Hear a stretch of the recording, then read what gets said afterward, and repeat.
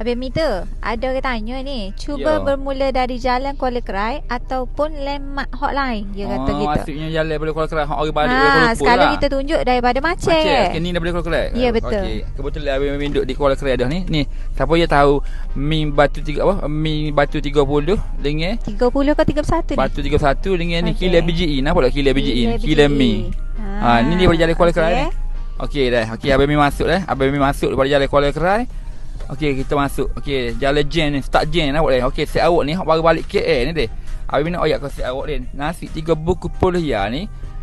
Hari ni kita buat bukan hari ni. Lon ni kita buat menu. Abang nak buat 15 hari ni sepenuh set awak balik tak takut set awak puas makan lembu. Abang buat kambing 3 buku puluh pula. Patutnya boleh 7 je kambing dah. Abang cepat sikit abang buat awal. Sebab abang nak kau set awak rasa. Nampak tak ni? Oh ni ada ni. Nasi itu tulis nasi ada 3 buku puluh. Nasi ada 3 buku puluh ni. Nampak tak signboard ni? Signboard ni sat depo ni. Nampak tak? Signboard sat depo ni. Okey, masuk sebelah kanan. Kena lagi kat ni. Ya kena lagi kat ni. Okey nampak signboard dah. Ni nampak dah ni. Ya ada macam signboard ni. Okey nampak Warung Hasna belah sana. Okey masuk. Di kilang ni.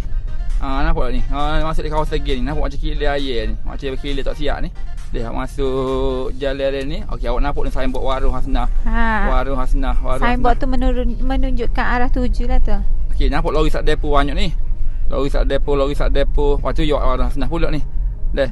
Setiap hari ke ada Bami 3 buku puluh ya tu? Ada sama 3 buku puluh ada sama setiap hari. Hari tutup hari start pada bulan puasa. Itu siapa lah kali ni. Harga hak 3 buku puluh ya. Ada sama setiap hari ada 3 buku puluh. Cuma lah ni menu kambing 3 buku puluh. Maksudnya ada sama tapi menu lah lain-lain. Menu tukar-tukar betul. Okey naik atas ni. Naik bukit. Ni kena hiking sikit lah. Kena guna 4-wheel sikit. Serus sejuk. Super camera. Naik atas ni.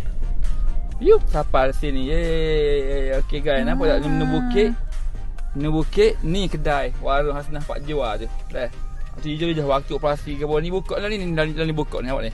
Buka setiap hari. Ni cuma abang buat video ni awal sebelum dia buka abang buat ni.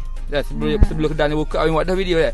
Tapi kalau mari dia buka je betul buka open 12.30 hari hingga 12 malam. Sinilah kedai nasi 3 bungkus 10 ya. Menu sekarang ni kita buat kambing kerucut sekarang. Okey. Kambing cepat 3 bungkus 10 ya. Guna berapa semati juga dah. Assalamualaikum. Bye.